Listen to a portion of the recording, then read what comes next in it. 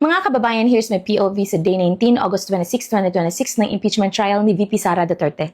Ang napanood natin sa Day 19 ay isang buong araw ng paglalantad sa kamang mga nakabilang panig. Pilit nilang pinalalaki ang mga isyong administratibo para magmukhang kriminal. Pero bawat subok nila mga kababayan, mula sa pambabastos sa testigo hanggang sa pag-iyak sa mga procedural rules, ay sinalubong ng nagtataasang pader ng batas. Lantaran ang panggigipit ng ilang senator judges na latang halata naman kung kanino kumakampi. Pero ang masaklap sa kanila mga kababayan, pumalag ang depensa, matatag ang testigo, at na-checkmate natin ang opposition. Sunod-sunod na supalpal, kaya panoorin ninyo kung paano sila natalo sa sarili nilang laro. Umpisa natin sa panggigipit ng mga senador na akala mo ay nasa radyo o TV program kung umasta mga kababayan. Si Senator Judge Raffy Tulfo, nang hindi makuha ang sagot na magpapasikat sa kanyang naratibo ukol sa pagpirma ng mga dokumento ng OVP, ginamitan ng matinding sarkasmo at pambabastos ang testigo nating si OVP Assistant Chief of Staff Lemuel Ortonio. Ortonio took offense at Senator Judge Raffy Tulfo's interjection. Sarkastikong tinanong ni Tulfo mga bayan ang testigo. Tanong niya, kailangan ba na nakapikit na lamang sa mga ganitong sitwasyon? Naghahanap ng clickbait at soundbite mga babayan. At kahit si Senator Judge Kiko Pangilinan, nakisabay din sa paninermon at pagtaas ng boses kay Ortonio ukol sa mga dokumento ng pondo. Pero, hindi umubra ang pananakot na ito. Agad napin natin ni Ortonio mga kabayan ang pambabastos ni Tulfo at sumagot ng napakakalmado pero napakatapang. Sabi niya, "No sir, hindi naman po na nakapikit sir." Sabay hirit ng malalim na paliwanag kung paano ang legal na sistemang sinusunod ng OVP. Kahit anong taas ng boses o pambabastos ni Tulfo at Pangilinan, nananatiling matatag ang testigo dahil ang taong nagsasabi ng totoo, hindi kailangang manginig mga kababayan. Sa legal lens mga kababayan, dito lantarang ipinakita ni Tulfo ang kawalan ng unawa sa Section 3, Rule 132 ng Revised Rules on Evidence. Mahigpit na ipinagbabawal sa ilalim ng batas ang argumentative and badgering questions o ang panginginsulto, panunuya at panggigipit sa testigo para lang lumabas na may sala ito. Ang isang Assistant Chief of Staff mga kababayan ay pumipirma batay sa regularity na na-verify na ng kanyang mga tauhan sa ilalim ng doktrina ng presumption of regularity in the performance of official duties. Hindi niya kailangang maging line auditor o inventory clerk na magbibilang ng bawat kahon ng gamot. Ang tanong ni Tulfo mga kababayan na nakapikit ay purong insultong walang puwang sa isang seryosong impeachment court. Next, heto naman ang nakakawang eksena ng prosecution team mga kababayan. Todo makaawa at nakiusap itong si Private Prosecutor Attorney May Divina Gracia kay Presiding Officer Cheese Escudero. Ang hiling ng prosecution mga kababayan, utusan at pagwawalan daw ng korte ang depensa na gumamit ng leading questions sa pagsasagawa ng cross-examination kay Lemuel Ortonio.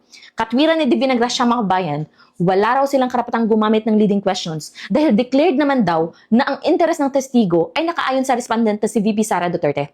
Kaya, hindi raw pwedeng ituring na hostile o adverse ang testigo sa panig ng depensa kapag ang depensa na ang nagtatanong. Gusto rin nilang pilitin ang testigo na hulaan o mag-speculate sa kung ano ang state of mind o iniisip ni VP Sara Duterte mga kababayan. Pero, ano ang naging ruling ni Presiding Officer Cheese Escudero? Sinupal pa lang naman ang prosecution, no? Pinayagan ni Escudero mga kababayan ang depensa na malayang gumamit ng leading questions at hinarangan ang hulaan na gusto ng prosecution. Mga kababayan, sa legal lens, mababaw at mangmang sa remedial law ang naging hirit ng prosecution.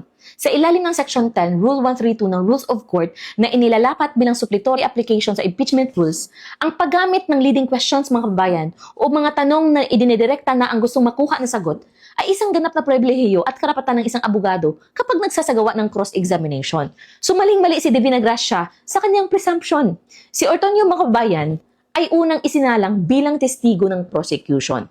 Noong ang depensa na ang sumalang para sa cross-examination upang buwagin ang mga paninira, ang batas ay nagbibigay ng malawak na laya sa depensa na gumamit ng leading questions upang mabusisi ang kredibilidad at katotohanan. Bukod pa rito mga kababayan, an elementary rule of evidence dictates that a witness can only testify to facts derived from their own perception. Kaya tama lang ang naging banat ng defense counsel na si Attorney Christine Ferrer. Sabi niya, "The counsel would want the witness to speculate on the state of mind of the Vice President, Your Honor. Misleading." Barado ang prosecution mga kababayan. Nilinaw ni Escudero na may precedent o naunang kaso kung saan ang magkabilang panig ay binigyan ng pantay na pribilehiyo.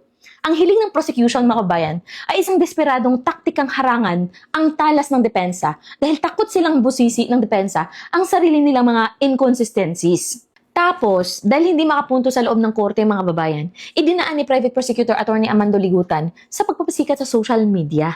Gumawa siya ng mga controversial at viral na Facebook post na bumabatiko sa nagaganap na paglilitis at binansagang troubling ang pag-question ng depensa. Nang kastiguhin sa korte, mga kabayan, nang matigas pa ang mambabatas. Ang depensa niya, mga kabayan, sabi niya, teacher ako guru ako, at tungkulin kong magwasto ng mali kahit saan at kailan. At sinabi pa niya, mga kabayan, I did not surrender my freedom to teach and enlighten when I decided to participate in this trial. Pues, attorney, nakatikim ka ng matinding lektura kay Presiding Officer Chase Escudero. Idineklara ng korte na bawal mambastos, bawal magpakalat ng mapanirang salita tulad ng scam o mastermind, at naglatag si Escudero ng mabigat na parusa sa mga pasaway na abogado. Sa unang labag, public reprimand and admonition. At sa mga susunod, multang aabot sa 30,000 pesos kasama ang restriction sa pagsasalita, pag-object o pagsusuri sa testigo. Binalaan sila ni Chis Escudero, mga kababayan. Sabi niya, you know who you are. And based on the records, we know who you are. Kaya naman, maging si Private Prosecutor Attorney Lorna Capunan ay napilitang sumang-ayon sa napakapatas at napakahigpit na ruling ng impeachment court upang mapanatili ang integridad ng korte, mga kababayan. Sa legal lens, dito natin makikita ang kawalan ng professionalismo at pagsuway ng prosecution sa sub judice rule at sa Code of Professional Responsibility and Accountability or CPRA ng mga abogado. Ang sub judice rule, mga kababayan, na pinalakas sa ilalim ng Rule 18 ng Impeachment Court ay nagbabawal sa mga partido at kanilang mga konseho na maglathala ng mga komento o opinyon sa publiko hinggil sa merito ng isang kasong kasalukuyang nililitis upang maiwasan ang prejudicial publicity na naglalayong impluwensyahan ang isip ng mga hukom at ng publiko. Ang pagdadahilan ni Ligutan, mga kababayan, na siya ay isang guro, ay isang maling-maling depensa sa legal na sistema, mga kababayan. When a lawyer enters an appearance before an impeachment court, mga kababayan, his primary and overriding status is an officer of the court, bound by judicial ethics, not a social media influencer or an independent educator. Ang paggamit ng mga mapanirang salita ay isang uri ng misbehavior in the presence of the court na pasok sa kahulugan ng direct contempt sa ilalim ng Rule 71, Section 1. Tama lamang na sinabihan siya ni Escudero na idikopol o ihiwalay niya ang kanyang pagiging guro sa kanyang tungkulin sa korte. So, kung gusto mong maging vlogger o teacher sa Facebook, Attorney Ligutan, mag-resign ka bilang prosecutor. At heto pang isang highlight sa Day 19, mga kababayan. Si Senator Judge Ping Lacson naman ang pumuna sa kung bakit daw paulit-ulit o magkakapareho ang mga description ng physical targets na nakasaad sa Physical and Financial Plans ng OVP noong taong 2022 at 2023. At pilit din nilang inuusisa si Ortonio ukol sa mga sensitibong operasyon at kung pinapayagan ba ang paggamit ng mga alias. So nilinaw naman ni Ortonio, mga kababayan, na ang mga confidential activities ay sensitibo at kailangang protektahan para sa pambansang seguridad. At ang pinakanaglilinaw sa lahat, ang confidential funds ng OVP ay ginamit upang masiguro ang ligtas na pagpapatupad o safe implementation ng mga programa ng OVP at hindi para punduhan ang mga programa mismo, mga kababayan. Habang si Colonel Dante Lachica naman, na dating si OVP Security Head, ay napatunayang maayos at tapat na gumanap sa kanyang tungkulin batay sa mataas na antas ng tiwala ng tanggapan. At dahil nga wala namang mapiga ang prosecution, mga kababayan, heto na naman si Senator Judge Erwin Tulfo. Gumagawa ng manifestation na nag-uudyok sa prosecution at defense panel na iharap si Colonel Lachica dahil paulit-ulit daw itong binabanggit ng mga testigo. Desperado na talaga, no? Ginoong Lacson at mga ginoo sa prosecution. Ang pagpuna sa kung bakit magkakapareho ang description ng physical targets taon-taon ay nagpapakita ng kawalan ng kaalaman sa intelligence programming at operational defense design. No? Sa ilalim ng Joint Circular No. 2015-01 na nagre-regulate sa confidential at intelligence funds, ang mga target para sa pambansang seguridad at proteksyon ng mga sensitibong proyekto ay maaaring manatiling pareho dahil ang mga banta or threat matrix sa isang rehiyon o tanggapan ay hindi naman pabago-bago buwan-buwan. Gayon din, may malaking legal na pagkakaiba ang program funding sa operational security funding. Ang mga programa tulad ng medical assistance ay pinupunduhan ng regular na line item budget ng OVP na dumaan sa General Appropriations Act or GAA, no? Ngunit, ang pagtiyak na ang mga gamot at ayuda ay ligtas na makakarating sa mga liblib at mapanganib na lugar na walang sabotahe o banta ng mga terorista at mga masasamang elemento Yan ang mandato ng confidential at intelligence operations. Ang paggamit ng pondo para sa security facilitation ay ganap na legal at pasok sa definition ng counterintelligence support services. Bukod dito mga kabayan, tungkulin ng prosecution na buuin ang kanilang kaso at magpresenta ng sarili nilang testigo. Ang panawagan ni Tulfo na iasa sa manifestation ang pagharap ni Colonel Chica ay nagpapakita lang na tamad ang prosecution o sadyang mangmang sila kung paano mag-build up ng ebidensya. At para naman sa pinakamalaking sarswela ngayong araw mga kababayan, may last highlight kung saan nagmarunong ang oposisyon pero na-checkmate sa sarili nilang laro. Ang usapin ng alias sa pagitan ni Senator Judge Bam Aquino at Senator Judge Robin Padilla. Sinubukan ni Bam Aquino mga kabayan na i-counter si Robin Padilla na nagtatanggol sa paggamit ng alias ng OVP agents para sa kanilang operational security. Ang hirit ni Bam para subukang mamahiya at mamilusopo, sabi niya, tama po, si Ninoy Aquino po ang kanyang alias ay Marshal Bonifacio, pero wala naman siyang confidential funds. Wala siya sa mga ARs na confidential funds. Akala ni Bam mga kabayan ay na-corner niya si Robin sa puntong iyon. Maling galaw, no? Ginamit ni Robin ang mismong argumento ni Bam para dambahin at i-checkmate siya sa harap ng korte mga kababayan. Ang naging matinding resback ni Robin, alam nyo? Sabi ni Robin, kung si Ninoy Aquino may confidential funds noon, hindi kaya nagamit yan para sa intelligence work upang ma-anticipate at mapigilan ang assassination sa kanya?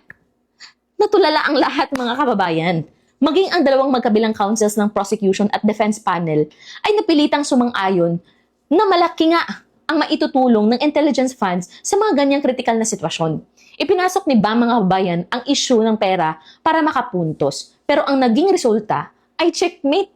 At dagdag pa rito mga kababayan, nanawagan si Senator Judge Mig Zubiri sa COA na maglabas ng final findings dahil lumabas sa testimonya na ang isyung ito ay pending reconsideration pa sa COA at walang pinal na desisyon ng misuse. Sa legal lens mga kababayan, dito lumabas ang kawalan ng strategic at operational awareness ni Bam Aquino pagdating sa National Security Framework. Ang confidential at intelligence funds ay isang preventive tool para punduhan ang pangangalap ng impormasyon laban sa mga banta at sabotahe bago pa ito mangyari. Sa pag-amin ni Bam Aquino mga kababayan na gumamit ng alias ang kanyang tiyuhin, inamin niya na lehitimong taktika ang pagtatago ng pagkakakilanlan o legend crafting. At sa pag-resback ni Robin mga kabayan, napatunayan sa buong bansa na kung walang sapat na intelligence funds, bulag ang gobyerno at buhay ang nagiging kabayaran. Si Bam Aquino mga kabayan mismo ang nagpatunay kung bakit kailangan ng bansa ang pondo ng OVP. At balikan natin ang pinakabuod ng batas administratibo ukol sa panawagan ni Zubiri mga kababayan. Under the Administrative Code and the Government Auditing Code of the Philippines or PD 1445, a notice of suspension or an audit observation memorandum or AOM is not a finding of corruption, fraud, or misuse. Ito ay isang interlocutory administrative issuance mga kababayan, isang pansamantalang kahilingan para sa karagdagang dokumentasyon o paglilinaw. At dahil ito ay nasa status pa na pending reconsideration, ang legal na doktrina ng exhaustion of administrative remedies ay dictates na hindi mo pwedeng gamiting pinal na ebidensya ng krimen ang isang hilaw na dokumento. No? Nagwakas ang korte sa ganap na alas 3 ng hapon mga kababayan na duguan ang kredibilidad ng prosecution. Mga kababayan, sa pagtatapos ng Day 19 ng paglilitis na ito, pakinggan natin ang kung ano ang nakasaad sa banal na kasulatan. Ang nagaganap na panggigipit, ang paggamit ng mga sarkasmo ng mga may kapangyarihan, at ang pagmamatigas ng mga nagkukunwaring tagapagtanggol ng batas ay matagal nang hinatulan ng Diyos. Listen to Psalm chapter 9 verse 15 to 16. It says there, "The nations have fallen into the pit they have dug. Their feet are caught in the net they have hidden. The Lord is known by His acts of justice. The wicked are ensnared by the work of their hands." And the word speaks mga kababayan clearly in Proverbs chapter 26 verse 26 mga kababayan. It says there, "Their malice may be concealed by deception, but their wickedness will be exposed in the assembly." Ang mga taong naglalatag ngayon ng lambat ng paninira laban sa ating pangalawang pangulo, ang mga abogadong nagmamalaki sa kanilang sariling karunungan, ngunit lumalabag sa etika, at ang mga senadores na gumagamit ng panunuya kapag hindi nakuha ang kanilang political na nais, tandaan ninyo, ang Diyos ay hindi kailanman madadaya. Ang sarili ninyong mga labi at mga bitag ang ginagamit ng Panginoon upang ihulog kayo sa sarili ninyong kahihiyan sa harap ng buong kapulungan ng bansang Pilipinas. Ang katotohanan ay may sariling katwiran at sa huli, ang disenyo ng langit ang mananaig. Muli, manatiling mapagmatyag at mapanuri. Peace.